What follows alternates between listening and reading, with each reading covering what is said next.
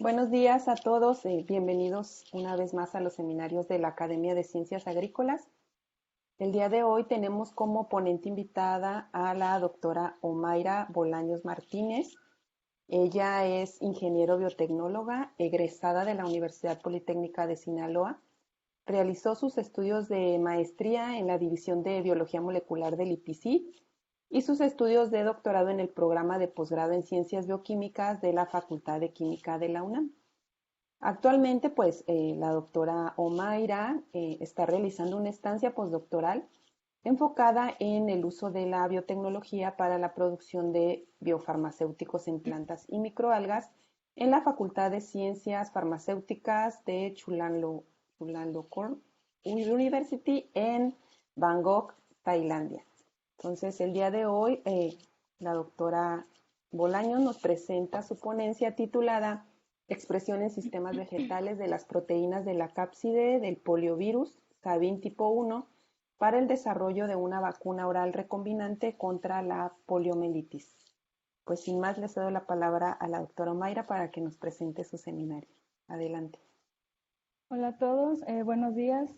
Gracias, doctora Eli, por la presentación. Y bueno, en esta charla les voy a hablar acerca de lo que fue mi proyecto de doctorado, el cual, como ya lo mencionó la doctora Eli, se tituló Expresión en sistemas vegetales de las proteínas de la cápside del poliovirus Sabin tipo 1 para el desarrollo de una vacuna oral recombinante contra la poliomielitis. Este proyecto está dirigido por la doctora Eda Ciuto Conde del Instituto de Investigaciones Biomédicas de la UNAM y en colaboración con el doctor Sergio Rosales Mendoza del Centro de Investigación en Ciencias de la Salud y Biomedicina de la Universidad Autónoma de San Luis Potosí. Y bueno, empezaré hablándoles acerca de la poliomielitis. Tal vez la mayoría de los que están aquí presentes no están muy familiarizados o nunca han escuchado acerca de esta enfermedad. Sin embargo, si le preguntan a sus papás o a sus tíos, a sus abuelitos, quizás ellos sí estén pues, un poco más familiarizados con ella, ya que fue una de las enfermedades más temidas a finales de los años 80, ya que afecta principalmente a niños menores de 5 años. La polio es una enfermedad viral altamente infecciosa que se caracteriza por ocasionar una parálisis irreversible en 1 de cada 200 personas infectadas. En los seres humanos son el único reservorio natural del virus, el cual se disemina de persona a persona a través de la vía orofecal. Durante una infección activa, los virus entran por la boca, se multiplican en el tracto gastroalimentario, pueden pasar a la sangre, en donde son ampliamente distribuidos por todo el cuerpo. Es entonces cuando pueden ingresar al sistema nervioso central, pueden infectar a las neuronas motoras y ocasionar la parálisis. Se han documentado 2 posibles vías por las cuales los virus pueden entrar al sistema nervioso central. Una de ellas es a través del cruce de la barrera hematoencefálica y la segunda es a través de los nervios periféricos infectados, lo cual se conoce como transporte axonal retrógrado. En niños que no han adquirido la inmunidad de forma natural o a través de vacunación, la infección se puede presentar con el siguiente curso. En un 90-95% de los casos no se presentan síntomas, por lo que se considera como una forma asintomática. En un 4-8% se genera una enfermedad menor que se caracteriza por una infección en el tracto respiratorio superior con síntomas como fiebre, dolor de garganta, dolor de cabeza. En el 1-2% se presenta como una meningitis aséptica no paralítica, en donde se presentan síntomas como dolor de espalda, cuello, vómitos, irritabilidad y letargo. Y en el 1% de las infecciones se presenta la forma más grave de esta enfermedad, que es la parálisis, en donde los músculos se vuelven blandos con una elasticidad excesiva y finalmente se llega a una parálisis, a lo que se denomina como parálisis flácida aguda. La forma más crítica de esta forma se presenta cuando se ven afectados los músculos encargados de la deglución y de la respiración, en donde se puede llegar incluso a la muerte. El agente causante de esta enfermedad son los poliovirus. Los poliovirus son virus pequeños compuestos por una sola cadena de RNA, tienen una estructura icosaédrica con un diámetro de 25 a 30 nanómetros compuesta por 60 copias de cada una de las proteínas que componen la cápside. Esas proteínas son la proteína BP1, BP2, BP3 y BP4. En ' imagen les muestro la secuencia genómica altamente estructurada de los poliovirus, la cual tiene una longitud de 7500 nucleótidos. En el extremo 5' tiene la proteína BPG unida, seguida de una secuencia no traducible que contiene diversas estructuras secundarias necesarias para la replicación y la traducción del genoma viral. Posteriormente tiene un solo marco de lectura abierto que codifica para una poliproteína segmentada en proteínas no estructurales y proteínas estructurales. Y finalmente tiene en el extremo 3' tiene un tallo de poliadeninas. La infección inicia cuando los poliovirus se unen al receptor CD155 encontrado en la membrana celular, lo que genera un cambio conformacional en las proteínas de la cápside, lo que deriva en la liberación del material genético hacia el citoplasma de la célula infectada. Una de las ventajas que tienen los poliovirus y por lo que se considera que es altamente infectivo es la naturaleza de su material genético, ya que al ser una sola hebra de RNA con polaridad positiva, esta puede ser directamente traducida por los ribosomas de la célula infectada. Por una parte se generan las proteínas necesarias para la replicación viral y por otra parte se generan las proteínas estructurales que conforman al virón infeccioso. El procesamiento de estas proteínas estructurales para generar su estructura es iniciado a partir de la poliproteína P1, la cual es cortada por la proteasa 3CD codificada por el poliovirus, para generar la proteína BP0, BP3 y BP1. Estas proteínas se autoensamblan en el citoplasma para generar un protómero. 5 protómeros forman un pentámero que en conjunto con el genoma viral forman un provirión o virión inmaduro, y el paso final es la maduración de la proteína BP0 mediante un corte autocatalítico para generar la proteína BP4 y BP2. Una de las en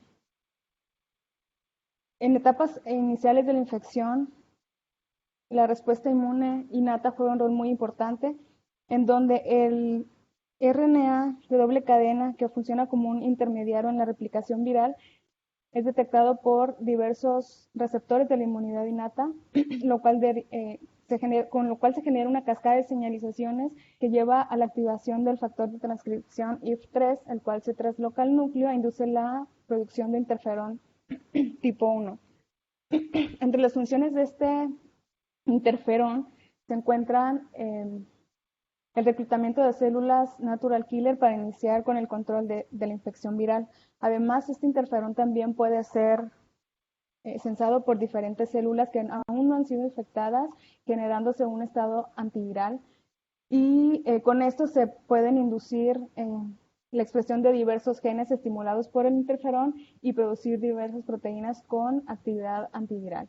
Sin embargo, como todos los virus que existen, los poliovirus también han desarrollado diversos mecanismos para evadir esta respuesta inmune, por lo que se sabe que los poliovirus son parcialmente resistentes al interferón, en gran parte a que producen unas proteasas que interfieren directamente con la producción del interferón, también interfieren directamente con algunos receptores de la inmunidad innata y también con la actividad de algunas proteínas que son producidas por las células infectadas. Por otra parte, diversas citocinas que son secretadas por estas células infectadas también marcan el inicio para la respuesta inmune adaptativa, la cual se caracteriza principalmente por la generación de anticuerpos. Una vez en el intestino, los poliovirus son captados por las células M, pasan a las placas de Peyer, en donde son capturados por las células dendríticas, son procesados y son presentados a los linfocitos T que se encuentran en los ganglios linfáticos mesentéricos. De acuerdo con el panel de citocinas secretadas, se puede generar una respuesta Th1 con la producción de linfocitos T citotóxicos, que estos se van a encargar de matar a las células infectadas con poliovirus. Por otra parte, se puede generar una respuesta Th2 con la producción y activación de linfocitos B para la producción de anticuerpos. En el intestino se generan principalmente el isotipo IgA Es muy importante ya que da resistencia a futuras infecciones con los poliovirus. Además, también se ha documentado que la producción de este anticuerpo está relacionado con la disminución en la excreción de los virus a través de las heces. Por otra parte, también se generan anticuerpos del isotipo IgG en sangre. Estos son muy importantes ya que previenen que los poliovirus lleguen al sistema nervioso central e infectan a las neuronas motoras. En esta gráfica les muestro la intensidad relativa de los anticuerpos producidos en función del tiempo de exposición al virus. Observamos que la presencia de los anticuerpos en sangre, como lo marco aquí con una flecha amarilla, tiene su mayor intensidad aproximadamente de 5 a 7 días post-infección y esta decae en la primera semana. A los 3 días también se inicia con la respuesta inmune adaptativa con la producción de anticuerpos IgM. Este tiene su intensidad mayor aproximadamente a los 9 días y decae hacia finalizar el primer mes post-infección. También a los 3 días inicia la producción de anticuerpos IgG, sin embargo, esto tiene su intensidad mayor al finalizar el primer mes post-infección y se sabe que estos anticuerpos pueden permanecer en sangre durante un largo tiempo. La producción de anticuerpos del isotipo IgA tienen su intensidad mayor también casi al finalizar el primer mes y se sabe que la producción de estos anticuerpos correlaciona con la eliminación del virus, ya que su intensidad mayor también correlaciona con la disminución de la excreción de los virus a través de las heces.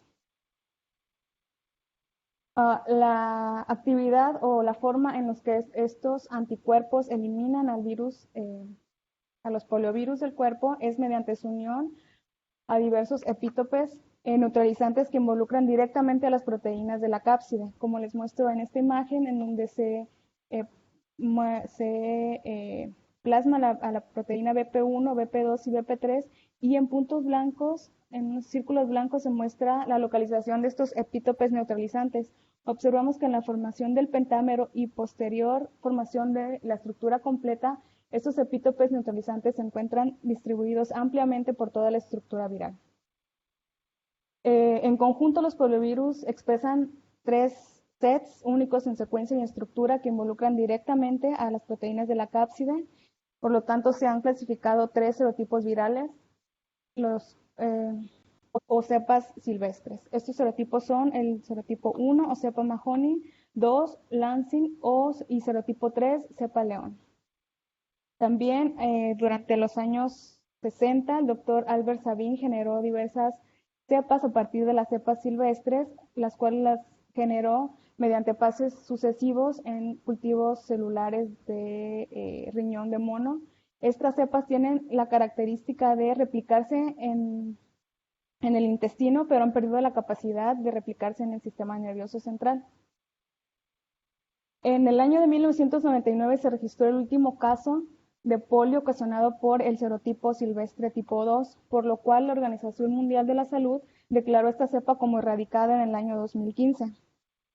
Y en el año 2012 también se generó el último caso de polio generado por el serotipo 3 silvestre, por lo que la Organización Mundial de la Salud también lo declaró como erradicado en el año 2019. Sin embargo, aunque 2 de las 3 cepas silvestres ya se han declarado como erradicadas, las 3 cepas actualmente se utilizan para la fabricación de la vacuna inactivada de la vacuna inactivada, la cual, como les comentaba, contiene las 3 serotipos silvestres. Esta vacuna se administra de forma intramuscular, es una vacuna segura y genera una respuesta inmune a nivel sistémico. Por lo que las personas que son inmunizadas con esta vacuna, pues se previene que los virus lleguen, si se infecta, se previene que los virus lleguen al sistema nervioso central y se ocasiona la parálisis. Sin embargo, tiene una baja inmunidad a nivel de mucosas y es administrada por personal capacitado. Es una vacuna muy costosa, por lo que se administra principalmente en países desarrollados. Por otra parte, la vacuna atenuada, que se administra en forma de gotas, puede contener 1, 2 o los 3 serotipos de la cepa Sabin. Es administrada por voluntarios y induce una buena inmunidad a nivel sistémico y en mucosas. Sin embargo, dadas a las características de atenuación de los virus que la componen.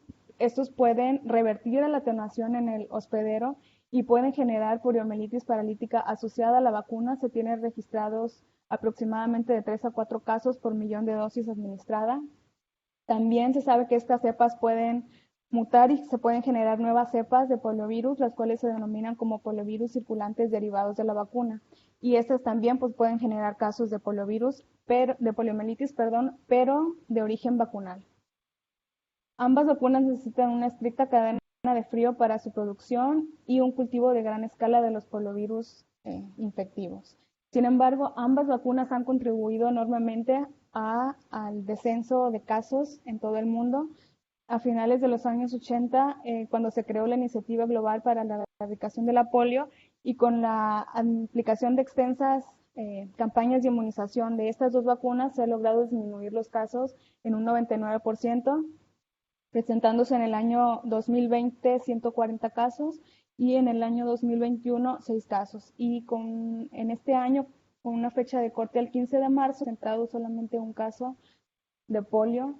Estas cifras son solamente de los casos generados por las cepas silvestres.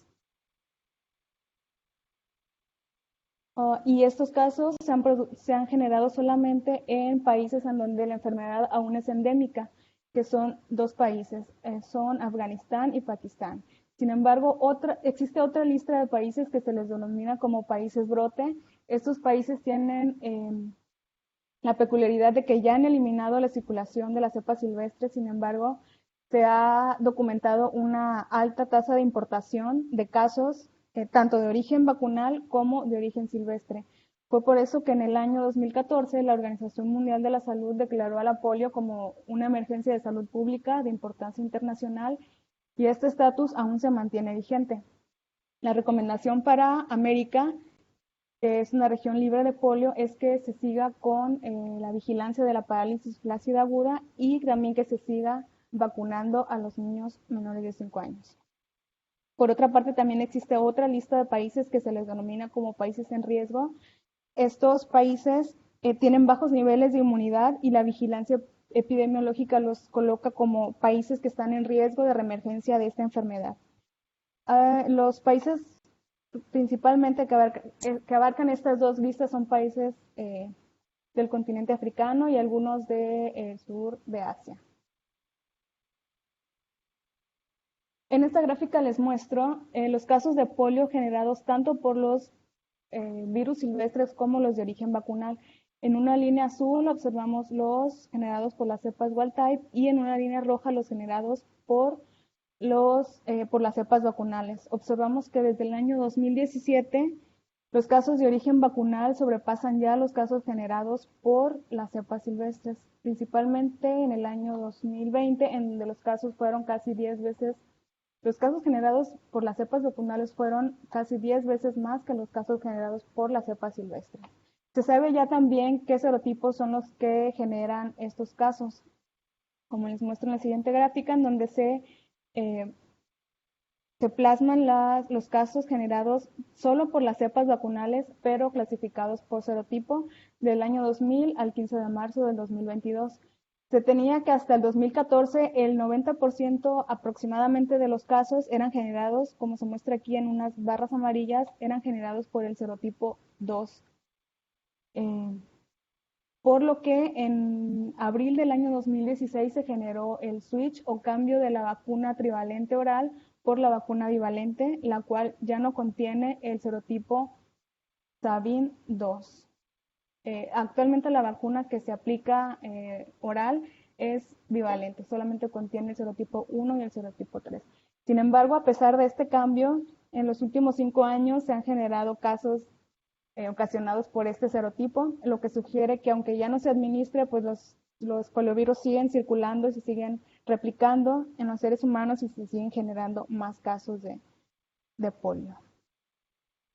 En ese sentido, la Iniciativa Global para la Erradicación de la Polio, en su sección de investigación e innovación, tiene como principal objetivo identificar, desarrollar y evaluar nuevas herramientas que maximicen todos los esfuerzos de erradicación que se han logrado hasta ahora, y en su línea de investigación incluyen la optimización de la vacuna oral y el desarrollo de una vacuna inactivada que sea más accesible.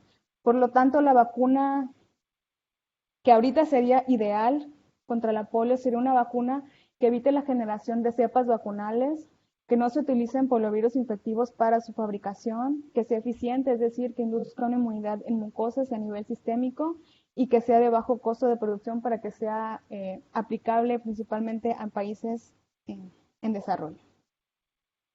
En ese sentido, una de las alternativas a la producción de estas vacunas convencionales es la generación o la producción de vacunas de subunidades. Estas vacunas son preparaciones biológicas que poseen componentes antigénicos específicos del patógeno. Estos pueden ser solamente proteínas o péptidos en lugar de utilizar todo el patógeno completo. Estas vacunas son estables, generan una respuesta inmune específica, son seguras de administrar en la población vulnerable como mujeres embarazadas o personas con el sistema inmune comprometido. Tienen un aumento en la seguridad en el personal que las produce, ya que no tienen contacto con el microorganismo infectivo. Además, son aplicables a patógenos que no pueden ser crecidos en laboratorio, como es el caso de los poliovirus, que su manejo ya está restringido en la investigación, solo pueden manejarse en empresas que generan las vacunas. Sin embargo, se ha documentado que tienen una baja inmunogenicidad, es decir, no se estimula el sistema inmune tanto como el microorganismo completo, por lo que se tiene que determinar qué combinación de propiedades antigénicas producirá o generará una respuesta inmune que sea efectiva. Las proteínas, péptidos o polisacáridos que componen a estas vacunas pueden ser purificados directamente de los patógenos o pueden ser expresados de forma recombinante en distintos sistemas de expresión. Uno de ellos son los sistemas vegetales, que durante los últimos 30 años se han generado una gran, ha cobrado un gran auge, ya que se han expresado una gran cantidad de proteínas de interés farmacéutico. Nosotros, en este proyecto creemos que es el mejor sistema para generar una vacuna contra la polio, ya que es un sistema que tiene una biosíntesis atractiva de proteínas. Se sabe que pueden ensamblar, modificar y plegar las proteínas expresadas en plantas. Contiene diversos compuestos adyuvantes como saponinas o polisacáridos que pueden potenciar la actividad de los antígenos expresados en ellas. Además, tiene una reducción considerable de contaminantes, ya se sabe que los patógenos que infectan plantas no pueden infectar a los seres humanos. Son un sistema de entrega apropiado, ya que se pueden expresar en diversas especies, en algunas especies comestibles para generar una vacuna oral. Tienen un bajo costo de producción, un fácil escalamiento y unos insumos accesibles para su mantenimiento, y no se requiere una estricta cadena de frío en algunos casos para su mantenimiento. El mecanismo de acción de los antígenos expresados en sistemas vegetales es el siguiente. Una vez expresado el antígeno en las células vegetales, este se procesa y se estabiliza con diversos métodos como la liofilización para generar una formulación que se pueda administrar de forma oral. Una vez administradas, las células vegetales funcionan como una biocápsula que pueden proteger al antígeno de su degradación durante el paso por el intestino. Una vez en el intestino, el antígeno es liberado y es captado por las células M, en donde es procesado por las células dendríticas y presentado a los linfocitos T, los cuales se puede generar una respuesta Th1 con la producción de linfocitos T citotóxicos, o se puede generar una respuesta Th2 para la producción de anticuerpos, principalmente de isotipo IgA en la mucosa intestinal. También los linfocitos T activados pueden viajar a través del ducto torácico a la sangre y pueden generarse una respuesta inmune a nivel sistémico con la producción de anticuerpos del isotipo IgG. Durante los últimos años se han realizado diversos trabajos expresando las proteínas BP en plantas. Principalmente la proteína que se ha expresado es la proteína BP1. de forma transitoria o se ha producido incluso VLPs con la poliproteína BP1 y también se han probado diversas rutas de inmunización para la producción de anticuerpos con las proteínas expresadas en estos sistemas vegetales. Hasta ahora de lo que les he hablado es que actualmente las limitantes que interfieren con la fase final de la erradicación de la polio se derivan de la manipulación de poliovirus infectivos para la fabricación de las vacunas y de la generación de nuevas cepas virulentas asociada a la administración de la vacuna atenuada oral. Este panorama señala la importancia de disponer de una nueva herramienta que maximice el impacto de los esfuerzos para la erradicación de la enfermedad. Por lo tanto, una de las estrategias más novedosas es el desarrollo de una vacuna de subunidades que sea generada mediante la expresión recombinante de las proteínas de la cápside del poliovirus en células vegetales. El objetivo de ese trabajo fue expresar las 4 proteínas BP de poliovirus Sabin tipo 1 en células de tabaco y evaluar su antigenicidad e inmunogenicidad. Los objetivos específicos fueron diseñar los genes sintéticos que codifican para las 4 proteínas BP del poliovirus Sabin tipo 1, subclonarlas en el vector de expresión PBI 121, generar y caracterizar a nivel molecular las plantas de tabaco transgénicas y finalmente evaluar en ratones la inmunogenicidad de estas proteínas expresadas. Bueno, para iniciar se buscaron en bases de datos públicos las 4 secuencias que codifican para las 4 proteínas BPs y se añadieron en el extremo 5' el sitio de restricción ESMA1 y en el extremo 3' TAP1, esto para facilitar su clonación en el vector de expresión. Una vez obtenidos los vectores de clonación, estos se digirieron con las enzimas ESMA y SAC para liberar los insertos de los genes sintéticos. Una vez identificadas estos insertos, se cortaron de geles de agarosa y se purificaron. Posteriormente se subclonaron en el vector PBI 121 previamente digeridos con las enzimas ESMA y SAC. Para aumentar la cantidad de este vector, se transformó a la bacteria E. coli top 10, la cual se seleccionó en medio LB con antibiótico. Se extrajo el DNA, se purificó y se movilizó a la bacteria Agrobacterium tumefaciens mediante electroporación. Las clonas positivas se seleccionaron en medio LB con antibiótico. Se purificó el DNA y se mandó a secuenciar para verificar la integridad de las secuencias genómicas, así como también se realizaron digestiones con las enzimas ESMA y SAC para verificar el tamaño de los insertos. Mediante este procedimiento se generaron 4 cultivos bacterianos, cada uno con vectores de expresión PBI 121, con el gen BP1, BP2, BP3 o BP4. La generación de las líneas transgénicas de tabaco se inició a partir de plántulas de tabaco de aproximadamente 2 meses de edad, con las cuales se generaron explantes que se pusieron en contacto con cada uno de los cultivos que contenía la bacteria con cada uno de los vectores de expresión. Se mantuvieron en cocultivo por 2 días en medios sin antibióticos, posteriormente se pasaron a medio de selección con kanamicina y cefotaxima. Una vez obtenidos los brotes bien diferenciados, estos se pasaron a medio para enraizar y en un transcurso de 15 a 20 días se pasaron a suelo para obtener la biomasa suficiente e iniciar con los análisis moleculares. Inicialmente para detectar detectar la integración de los transgenes en las líneas generadas, se diseñaron diferentes primers, sets de primers que amplificaran cada una de las secuencias de cada uno de estos transgenes. Y mediante PCR se lograron identificar su integración en las plantas. En esta imagen les muestro el resultado para BP1, en donde los números representan a las plantas analizadas, el wild type a la planta sin transformar. Como control positivo se utilizó al vector de expresión que contiene el gen BP1 y como control negativo de la reacción, pues la mezcla sin DNA. El amplicón esperado es de 441 pares de bases. Se observa en el control positivo una de las plantas analizadas. Para BP2, el amplicón esperado se observa en 6 de las plantas analizadas.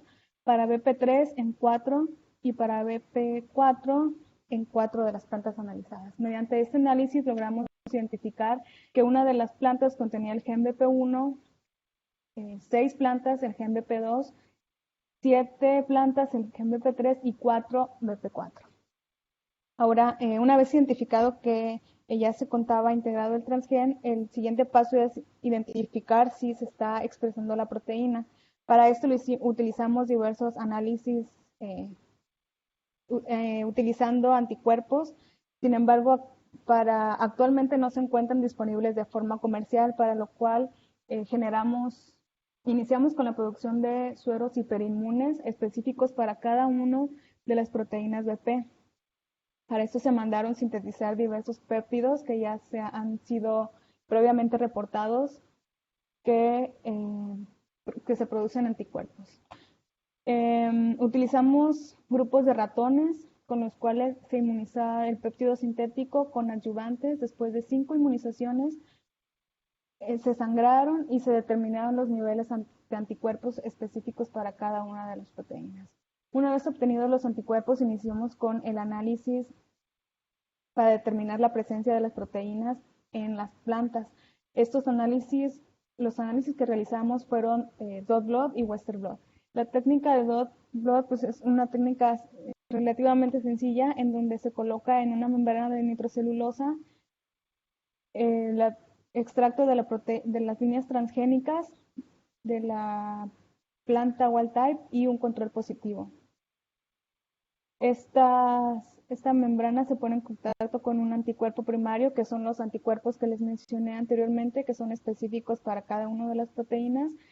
Como anticuerpo secundario se utiliza un anticuerpo IgG acoplado a peroxidasa y esta membrana se revela en un film fotográfico. En el panel A les muestro el resultado para la proteína BP1. Como control negativo, pues es la planta wild type sin transformar, no observamos ninguna señal.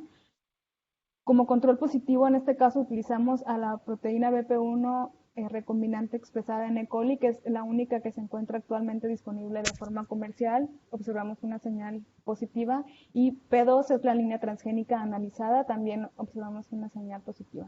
Para BP2, las 6 de las líneas también mostraron señal y el péptido sintético utilizado como control positivo. Para BP3, las 7 líneas analizadas también mostraron señal positiva, así como también el péptido antigénico utilizado como control positivo. Y para BP4, las 4 líneas también mostraron señal positiva, al igual que el péptido sintético. Para determinar la integridad de estas proteínas realizamos análisis por western blot. Esta técnica es similar a la dot blot, solamente que en esta se corren el extracto total en un gel de poliacrilamida, en el cual se favorece la separación de las proteínas de acuerdo a su masa molecular. Estas proteínas, una vez separadas, se transfieren a una membrana de nitrocelulosa y también se pone en contacto con un anticuerpo específico para cada una de las proteínas. Se agrega un anticuerpo secundario conjugado a peroxidasa y se revela en film fotográfico. En el panel A también les muestro ahora el resultado para la proteína BP1. Observamos una banda de aproximadamente 34 kilodaltons que corresponde al tamaño esperado para la proteína BP1. Esta banda la observamos en el control positivo y en la línea transgénica generada, no así para la línea wild type. Para la proteína BP2 observamos una banda de aproximadamente 30 kilodaltones. Es el tamaño esperado para BP2. Esta banda la observamos en las 6 líneas analizadas, no así para la línea de transformar. Para BP3 observamos una banda de 27 kilodaltons en las 7 líneas analizadas, no así para la wild type. Y para BP4, que es la proteína más pequeña, observamos una banda de 7.5 kilodaltones en 4 de las líneas analizadas, no así para la línea wild type. Una vez detectadas las presencias de las proteínas en los extractos, procedimos a cuantificar la producción de cada una de las proteínas, para lo cual utilizamos diversas curvas estándar generadas con estos péptidos sintéticos. Es así como determinamos mediante ELISA que para la proteína BP1 se obtuvo una expresión aproximada de 0.3 microgramos por gramo de tejido fresco de hoja. Para BP2, la producción osciló entre 6 y 16 microgramos por gramo de tejido fresco. Para BP3 se obtuvo un rendimiento máximo de 4.33 microgramos por gramo de tejido fresco, y para BP4 la producción osciló entre 0.96 y 6 microgramos de proteína recombinante por gramo de tejido fresco. Y finalmente procedimos a realizar ensayos de inmunogenicidad en ratones. Se generaron grupos de 5 ratones VALP-C, los cuales se inmunizaron con cada uno de las proteínas recombinantes expresadas en tabaco con las siguientes cantidades. El esquema que se utilizó fue el siguiente. Se realizaron 4 inmunizaciones subcutáneas seguidas por 4 boosters orales. Las inmunizaciones subcutáneas consistieron en la administración de la proteína total soluble y los boosters orales de la biomasa liofilizada resuspendida en PBS. Se colectaron muestras al día 28, este corresponde después de las 4 inmunizaciones subcutáneas, y al día 105, que fue al finalizar todo el esquema de inmunización. Este ensayo estuvo aprobado por el Comité de Investigación y Docencia de la Facultad de Química de la UASLP bajo el siguiente número de registro, y los resultados que obtuvimos fueron los siguientes. En esta imagen les muestro los resultados para los IgGs producidos en sangre. Observamos que tanto para la proteína BP1 como para BP2 no se produjeron, al día 28 se produjeron niveles altos de anticuerpos. Sin embargo, tras los boosters orales estos niveles aumentaron, y para la proteína BP1 2 de los 5 ratones sobrepasaron los niveles de cortes establecidos, y para la proteína BP2 un ratón sobrepasó el valor de corte. Para ambas proteínas hubo una diferencia significativa entre el día 28 y el día 105. Para las proteínas BP3 y BP4, después de las 4 inmunizaciones subcutáneas, 2 de los ratones sobrepasaron el nivel de corte, y para BP4, 3 de los ratones sobrepasaron el nivel de corte establecido. Tras los boosters orales, los niveles de anticuerpos IgG en sangre aumentaron para BP3, igual para BP4. Sin embargo, no se obtuvieron diferencias significativas entre el día 28 y 105 para ambas proteínas. Los niveles de anticuerpos IgA en heces fueron los siguientes. Tanto para las 4 proteínas no se obtuvieron niveles anticuerpos que sobrepasaran los niveles de corte para ninguno de las 4 proteínas al día 28. Sin embargo, tras los 4 boosters orales, estos niveles se elevaron, y 3 de los 5 ratones sobrepasaron los valores tanto para la proteína BP1, BP2 y BP3. Hubo diferencias significativas entre el día 28 y 105 para las primeras 3 proteínas, y para BP4 al finalizar el esquema solamente uno de los ratones presentó niveles sobre el nivel de corte. Sin embargo, hubo diferencia significativa entre el día 28 y el día 105. Y bueno, el resumen de los resultados fue que se generaron los vectores de expresión PBI-BPs que contienen los genes que codifican para las 4 proteínas BP del poliovirus Sabin tipo 1. Se corroboró por PCR la presencia de los 4 genes BPs en las plantas de tabaco. Se identificó por dot blot y Western blot la presencia de las 4 proteínas BP en las plantas transgénicas. Se estimó mediante ELISA la concentración de las proteínas BP expresadas en tabaco, obteniendo una expresión de hasta 16.85 microgramos por gramo de tejido fresco de hoja, y las proteínas BP producidas en tabaco indujeron una respuesta inmune sistémica y en mucosas en ratones inmunizados con el tejido vegetal liofilizado. Como conclusión, las proteínas BP de la cápside de poliovirus Sabin tipo 1 se expresaron de manera estable en células de tabaco, preservando su antigenicidad e inmunogenicidad. Las proteínas generaron una respuesta inmune humoral sistémica y en mucosas discreta, siguiendo un esquema que combinó tanto la administración subcutánea como refuerzos orales. Por lo tanto, las proteínas BP expresadas en plantas podrían tener implicaciones en la lucha contra la polio mediante la generación de una vacuna que sea segura y de bajo costo. Y finalmente, pues quiero agradecer a la UNAM, al CONACYT, a la doctora Eda Ciuto, al doctor Sergio Rosales, a los integrantes del Laboratorio de Inmunología del Instituto de Investigaciones Biomédicas de la UNAM y a mis compañeros de la sección de biotecnología del CICSAT.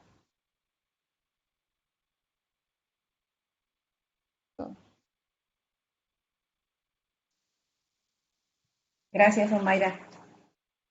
Vamos a pasar ahora a la sesión de preguntas por parte de los asistentes. Si alguien tiene alguna pregunta o comentario para la doctora Omaira, lo puede hacer directamente abriendo su micrófono o escribiendo su pregunta en el chat o levantando la mano en la aplicación. ¿Alguien tiene alguna pregunta, comentario? ¿Algo que alguna duda que les haya quedado?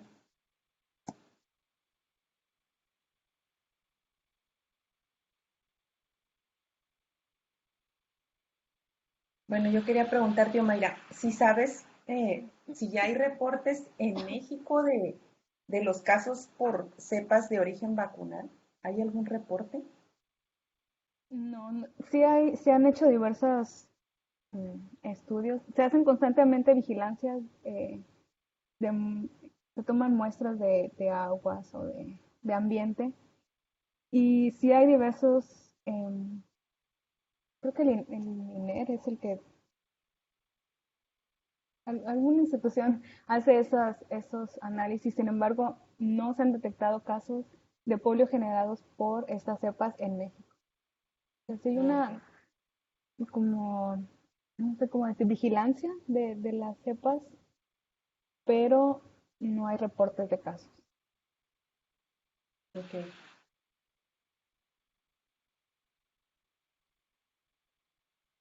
¿Alguien tiene alguna pregunta, comentario? Adelante, doctor Carlos. Muchas gracias, doctora Eli. Buenos días a todos. Muchas gracias, doctora Omaira, por darnos esta excelente plática. Y me quedé con una duda técnica. Si en la construcción genética ustedes incluyeron algún adyuvante para el diseño. Sí, no se incluyó adyuvante en la administración de las dosis. Fueron solamente el tejido. En el caso de la administración subcutánea, solamente la proteína total y en la administración oral, el tejido liofilizado en PBS. Pero no se administró ningún adyuvante exógeno. ¿Considera que pudiera jugar un papel diferente, importante, más que diferente, porque diferente seguro que sí, pero importante en la inmunogenicidad de esta vacuna? Importante, sí, tal vez se podía generar mayor inmunogenicidad de algunas de las proteínas, tal vez en BP1 y BP2. BP3 y BP4 considero que fue una buena respuesta, sin embargo, con la adición de adyuvantes tal vez se podría mejorar eh, la respuesta tanto de BP1 como de BP2.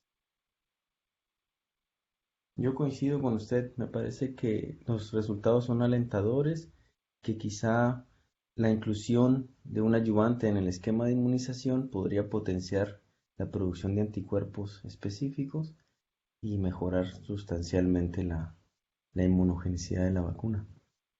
Porque como comentaba usted al principio, uno de los retos también de estas vacunas, decía, es la baja inmunogenicidad. Y una de las estrategias que ha comentado es el uso de potenciadores, ¿no? Como la ayudante.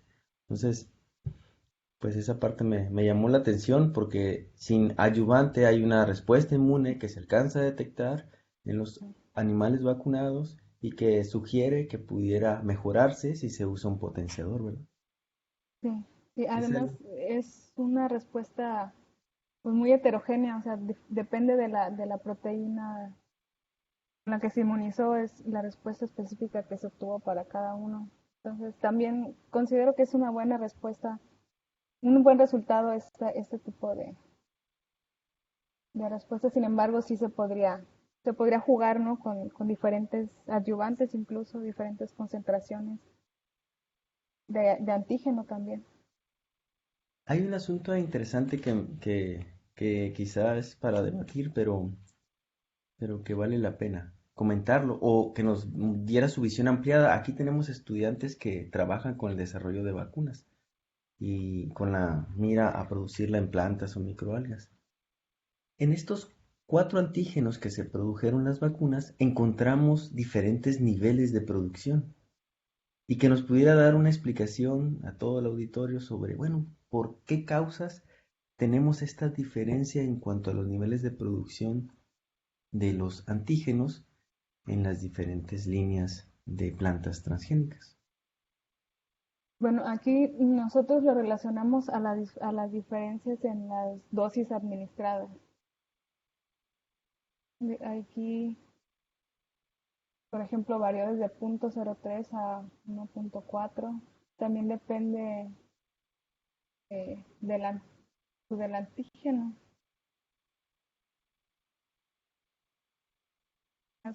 Nosotros a eso asociamos los diferentes. Muchas gracias. Es que Ujú. luego nos encontramos con estos retos y bueno, es conveniente también comentarlo con los estudiantes que la ven y la escuchan pues para que tengan ahí consideraciones respecto de esto, ¿no? Que en Ujú, ocasiones ujú, ujú. esperamos obtener ciertos niveles y bueno, los niveles varían, ¿no? Entonces, Sí, varían. conocer las causas de ello o repasar las causas, pues es importante, ¿no? Muchas gracias, Sí. doctora Omaira. Kopun Kap, ¿cómo se dice en Tailandia? Copuncaf, Copuncaf. Muchas gracias y gracias por darnos la oportunidad de conocer su trabajo. Esperamos que pronto nos comparta las nuevas experimentos y estudios que ande haciendo. Gracias. Gracias. ¿Alguien más tiene alguna pregunta o comentario?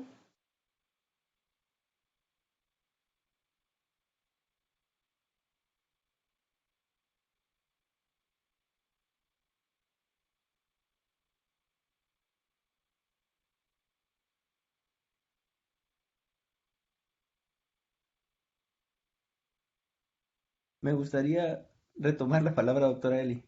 Sí, Solo, adelante. doctora Mayra, en este Sí. seminario pues hay varios estudiantes y yo creo que por eso es mi intención, que nos platicara fue su mayor reto en el desarrollo de esta investigación y que ellos también pues toman experiencia, qué consejo les da a ellos que están haciendo estudios de maestría y de doctorado, ¿no? Gracias. El mayor reto. Mm, O algún reto que usted haya considerado que tuvo que vivir y luego sobrepasar y que todos los vivimos, ¿no? Cuando estamos estudiando, cuando estamos haciendo sí. investigación. Pues yo creo que fue como am, integrar, ¿no? Como era un proyecto en colaboraciones, como el mayor reto fue integrar tanto la parte inmunológica con la parte de biología molecular, ¿no? O sea, como dar, no solamente generar en las plantas, sino también llevar un paso más allá, que en este caso fue probar que finalmente lo que queremos es ver si la expresión de estas proteínas genera anticuerpos, ¿no? Para la producción de vacunas. Entonces es el mayor reto, pues no solamente fue tener ya las plantas, sino eh, como sí tratar de encontrar la aplicación a este trabajo, ¿no? Que es finalmente lo que considero que fue más importante y también fue un reto. Sí, desde luego que sí. Se ve porque tiene diferentes elementos desde el diseño, desde la clonación, la regeneración de las plantas transgénicas y Sí, sí. medir la antigenicidad y luego manejar a los animales y entender las respuestas inmunes y los procesos, pues son Sí, fue diferentes. un proyecto Ah, muy largo, pero creo que sí, el reto fue lograr o llegar como hasta el objetivo final, ¿no? Que fue probar si realmente estas proteínas funcionan. Muchas gracias y muchas felicidades por este esfuerzo y por darnos la oportunidad de conocerlo. Gracias.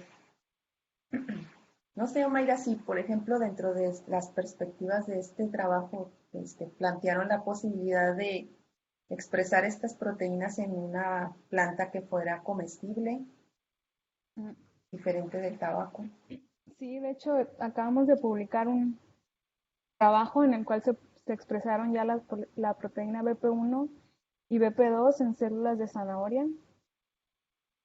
Eh, no sé, creo que se va a presentar ese trabajo un poco más adelante, no estoy segura, pero sí consideramos como inicialmente la expresión en tabaco como un prototipo y después pasar hacia un cultivo comestible, en este caso fue zanahoria, y pues creo que también se inició ya con la producción en bioreactor de estos callos de zanahoria, pero sí, creo que es más importante o más viable expresar estos antígenos en un cultivo comestible, ya que pues como lo mostré, se requiere o se necesita tener una inmunidad a nivel en mucosas y un cultivo comestible sería el ideal. Okay. Gracias. ¿Algún comentario, pregunta?